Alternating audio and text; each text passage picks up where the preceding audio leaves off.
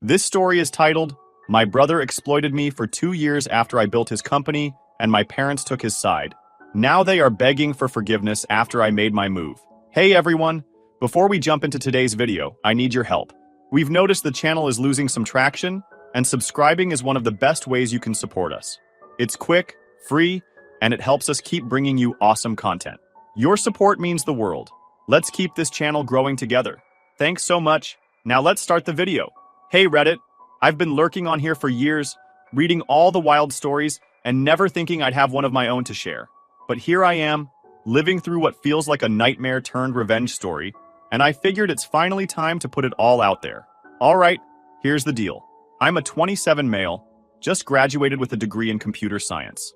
After all those late nights studying, surviving on instant noodles, and pulling my GPA out of the gutter, I was finally done.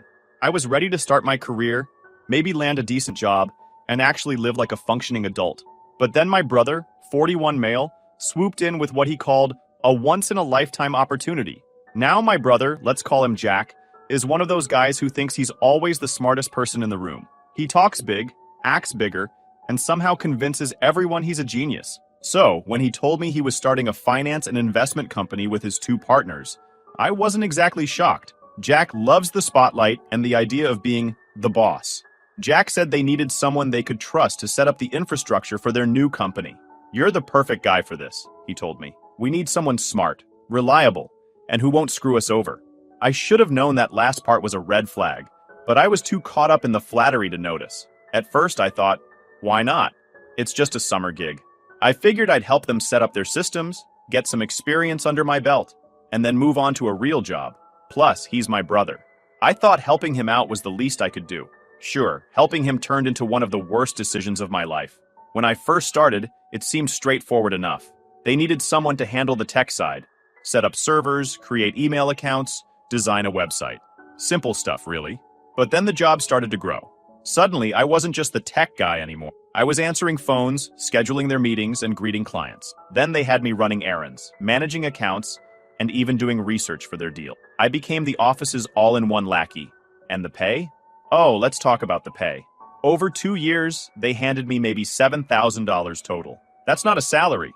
That's pocket change. They didn't even pay me consistently. It was like, oh, here's a check for $500, don't spend it all in one place. Meanwhile, I was working full-time hours, sometimes pulling 60-hour weeks to keep up with their demands. I tried bringing it up a few times, saying, hey, I thought I was just here for tech support. This feels like way more than that.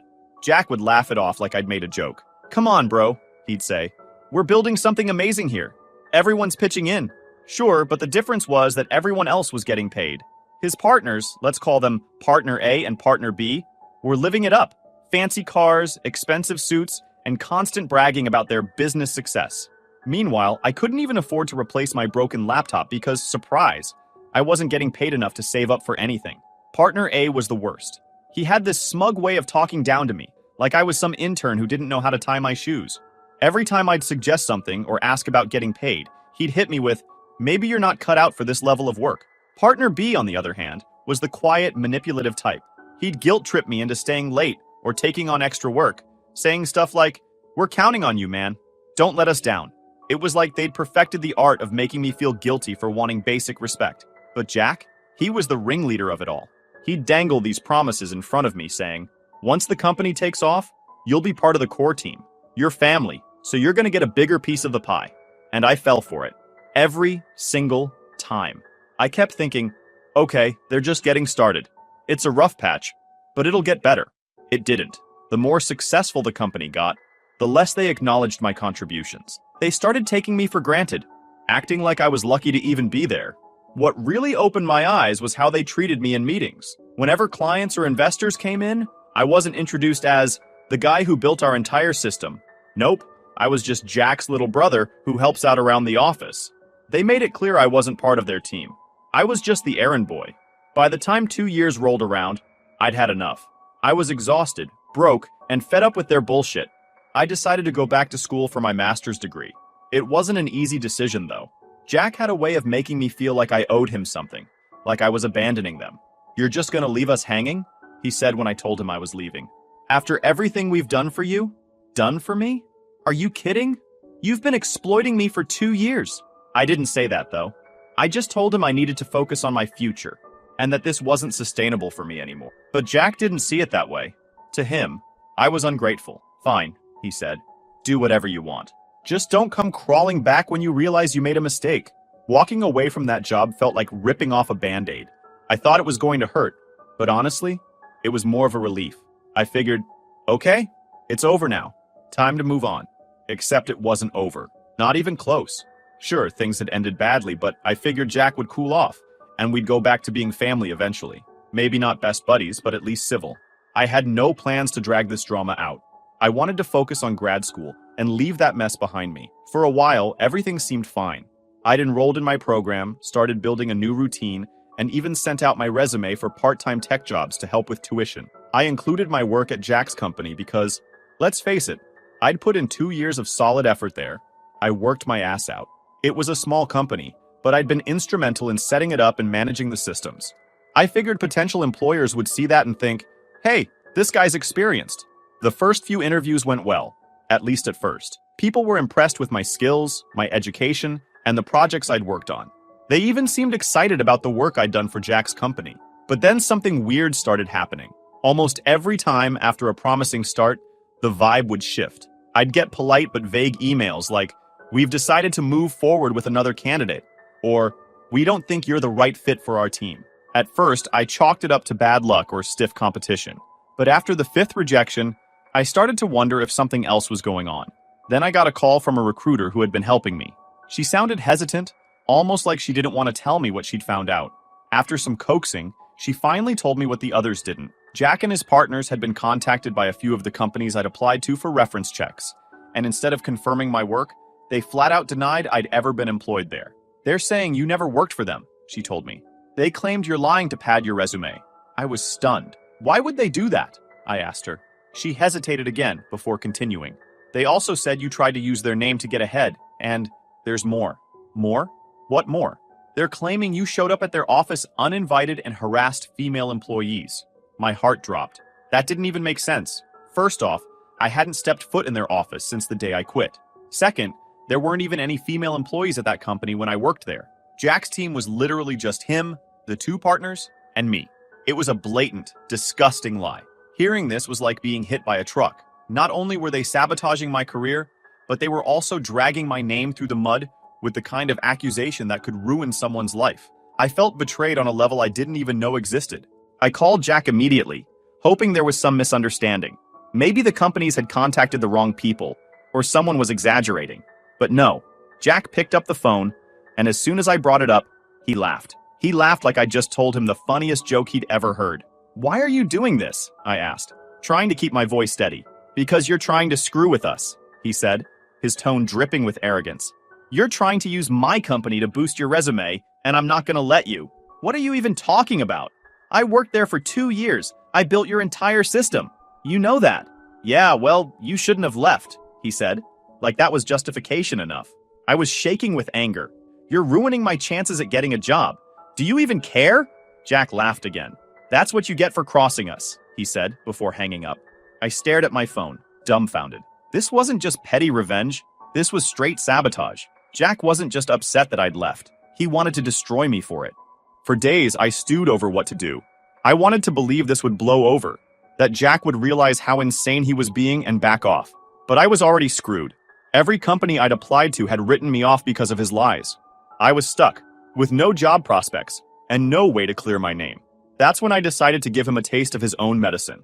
I reached out to a counselor at my school for advice. I didn't even know where to start. She listened patiently as I explained everything. How Jack had exploited me, lied to employers, and smeared my reputation. When I finished, she looked at me and said, "You need to take legal action.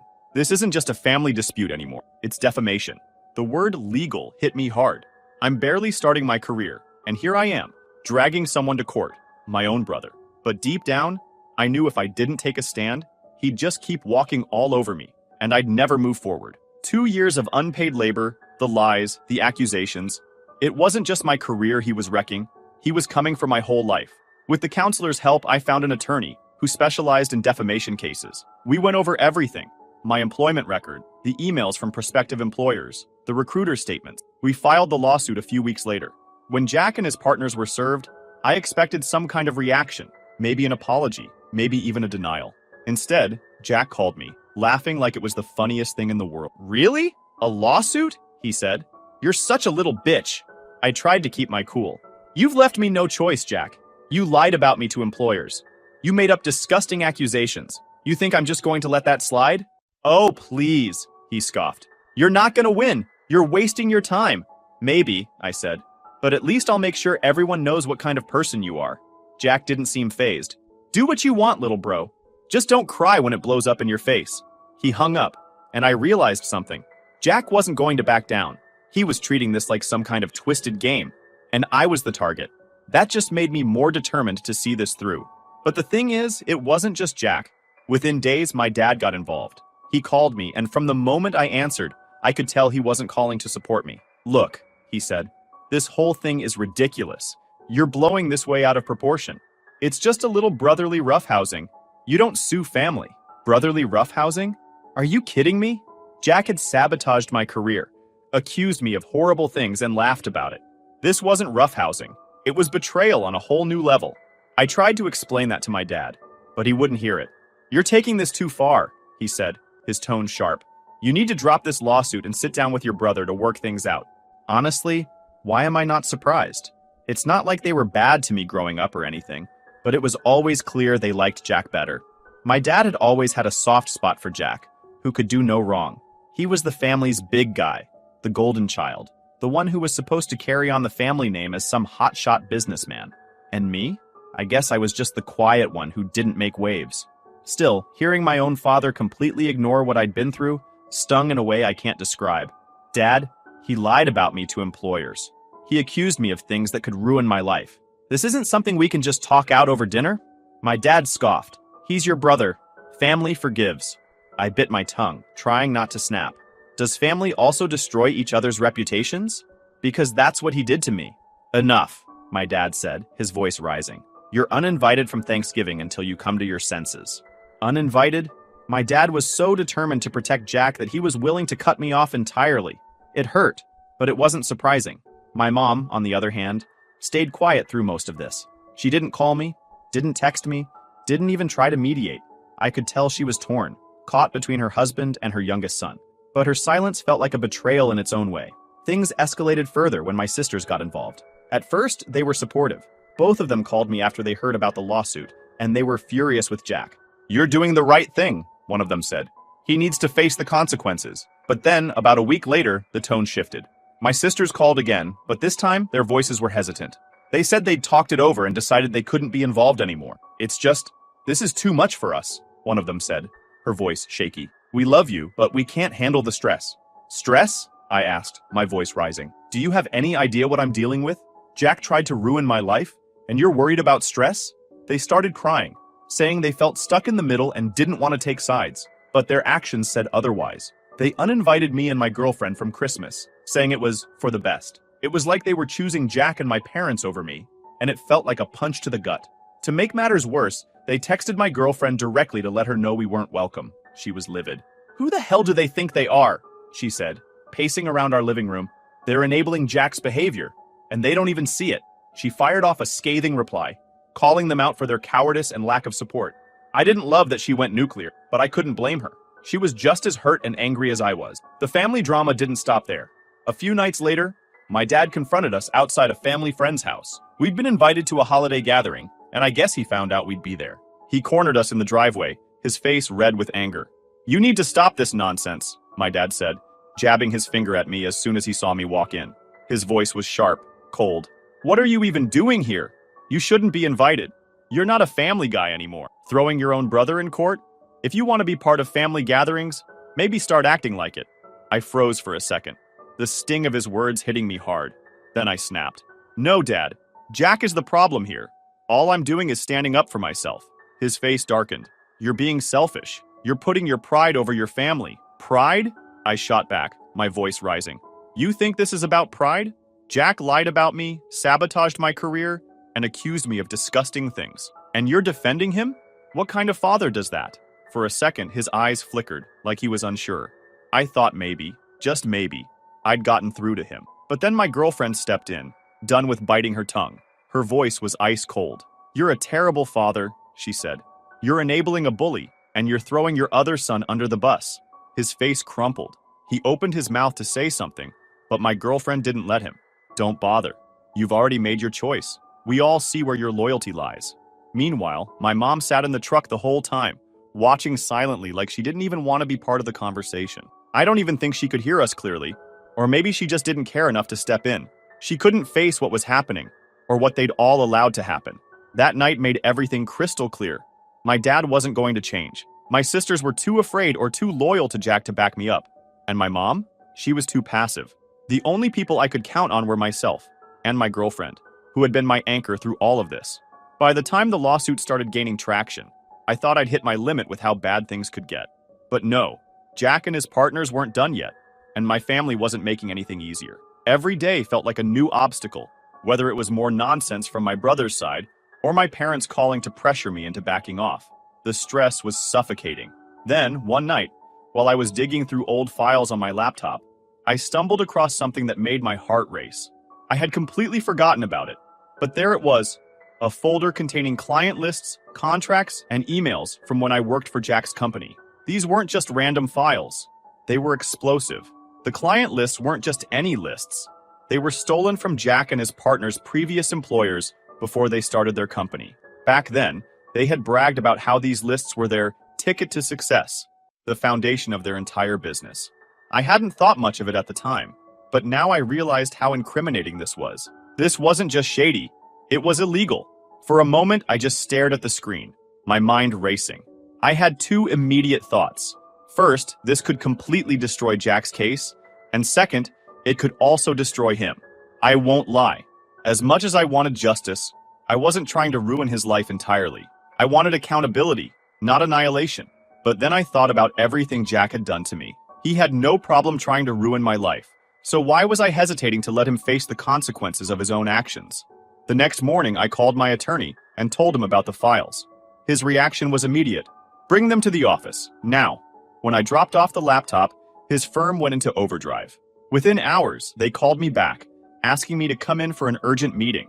When I got there, my attorney's face was a mix of excitement and seriousness. "These files change everything," he said. "We're turning this over to the U.S. Attorney's Office." I blinked. "Wait, the feds? Why?" "Because this isn't just evidence for your case," he explained. "This is evidence of criminal activity, fraud, theft, you name it. Once the U.S. Attorney gets involved, it's out of our hands." Hearing that sent a chill down my spine. My attorney assured me this was the right move, but he also gave me a grim warning.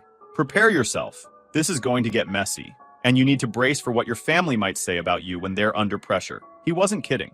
The fallout started almost immediately. Jack and his partners must have realized the files had been turned over because their new attorney suddenly shifted gears. They started scrambling to salvage whatever they could, but it was obvious they were panicking. The first big blow came when Jack and his partners closed their business. It didn't surprise me. There was no way they could keep operating with the feds breathing down their necks. But it was still surreal to see their company, the one they had bragged about endlessly, crumble overnight. Then the real family drama kicked into high gear. My dad called me again, but this time he wasn't trying to play peacemaker. He was furious. "Do you have any idea what you've done?" he shouted. "You're ruining your brother's life." "No, Dad," I shot back. "He ruined his own life." "You could have handled this privately," he snapped. "Now you've got the government involved? Do you know how humiliating this is for our family?" Humiliating? That's what he cared about? Not the lies, not the accusations, not the fact that Jack had tried to destroy me, just the embarrassment it brought to the family name. It was like he couldn't see the bigger picture. Or worse, he just didn't care. Then, he dropped the real bombshell. "Your mother and I might be subpoenaed because of this. You've dragged us into your mess." My mess? I couldn't believe what I was hearing. Jack was the one who'd stolen client lists, lied to employers, and treated me like dirt. But somehow this was my fault? My attorney had warned me this would happen, but it still hit hard. My dad wasn't just unsupportive. He was actively blaming me for everything.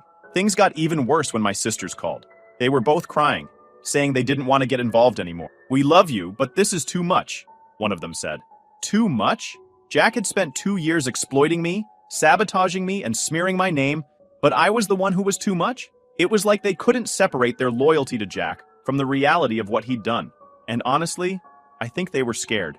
Jack had always been the dominant sibling, the one who called the shots. Standing up to him wasn't easy, and I think they just didn't have the courage to do it.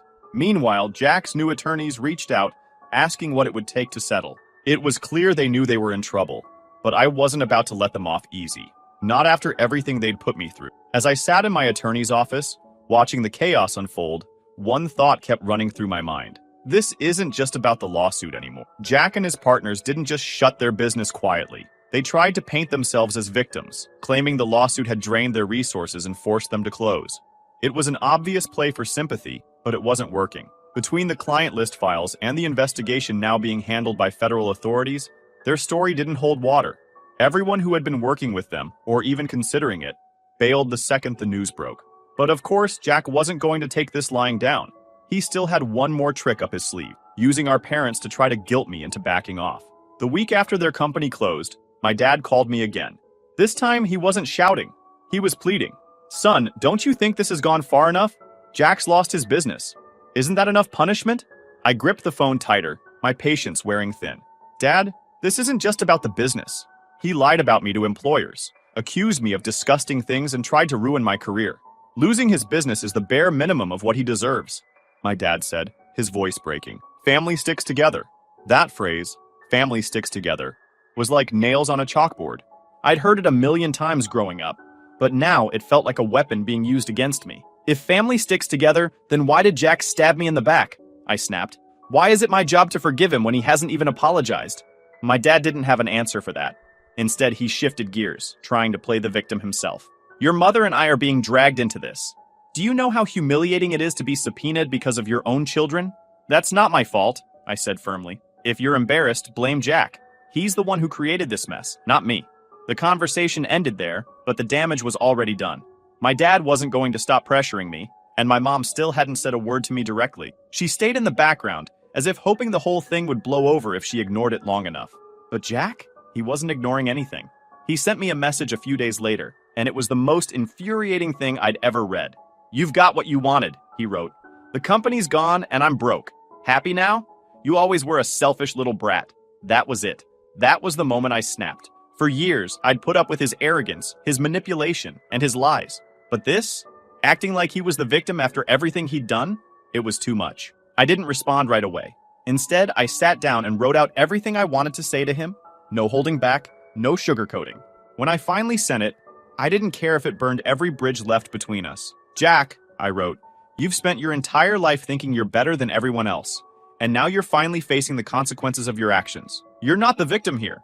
You lied, you stole, and you tried to ruin me for no reason other than your own ego. So no, I'm not happy that you're broke. I'm relieved that people are finally seeing you for who you really are. If you want to blame someone for what's happened, look in the mirror. This is all on you." A few weeks later, during a deposition for the lawsuit, Jack and his partners tried to claim I had agreed to work for free as part of some verbal agreement. It was a desperate move, and it didn't work. My attorney had emails, text messages, and other evidence that proved I'd been promised payment for my work. Then came the real blow. My parents were subpoenaed to testify. My attorney warned me this would be hard to watch, and he was right. My dad doubled down on the idea that I had worked for free, saying he was living at home at the time. We thought that was his way of contributing to the family. It was a blatant lie, and it hurt more than I expected. But it was my mom's testimony that really got to me. She claimed she had seen Jack offer me payment multiple times, and that I had refused. "He said he didn't need the money," she testified, "because he was more focused on helping the family." Hearing her say that felt like a punch to the gut. She knew it wasn't true. She had watched me struggle, barely scraping by while Jack and his partners thrived. Yet here she was, lying under oath to protect him. When it was over, my attorney looked at me and said, "I know this is hard, but it's not going to change the outcome. Their lies won't hold up against the evidence." He was right. A few weeks later, Jack and his partners finally caved. They agreed to a settlement that included financial restitution, written apologies, and retraction letters to every employer they had lied to about me. They also admitted guilt in the legal record, which was more satisfying than I expected. But the real revenge? That came from the fallout of the client list files. The federal investigation uncovered even more illegal activity, including forged signatures and fraudulent contracts. Jack and his partners lost their professional licenses and were banned from working in finance ever again. When I heard the news, I couldn't stop smiling. Jack had spent his entire life acting like he was untouchable, and now he was completely ruined. He had no business, no reputation, and no future in the industry he had built his identity around. Jack and his partners didn't just sign the settlement, they paid me a total of $320,000, which covered the wages they owed me for 2 years of unpaid work and additional damages. The breakdown was simple. I was owed at least $100,000 to $120,000 for the work I'd done, admitted guilt, and paid me a settlement that covered what they owed me for my work, plus damages. They also sent retraction letters to every employer they had lied to, officially clearing my name. It wasn't just about the money, it was the acknowledgement that they had wronged me and were being forced to face the consequences. On paper, it was a victory, but in reality, it felt hollow. My family was in shambles, and I couldn't shake the feeling that the damage was permanent. I blocked his number after one final message. He had texted me saying, "You're nothing without this family. Good luck out there on your own." I didn't even respond. I knew he was trying to bait me, but I wasn't going to give him the satisfaction. The fallout with my parents was harder to deal with. My dad refused to speak to me, and my mom wasn't much better. Even after Jack admitted guilt in the settlement, they still didn't apologize or even acknowledge how much damage had been done. Instead, they stayed firmly in his corner, acting like he was the real victim in all of this. If they couldn't see past their blind loyalty to Jack, even after everything he had done, then I didn't see a reason to keep them in my life. So, I cut them off. Completely. No calls, no texts, no trying to smooth things over. They made their choice, and now I was making mine. Now I'm focusing on myself. I'm using the money from the settlement to rebuild my life and invest in my future. Some of it is going toward paying off student loans, but most of it will be used to build my career.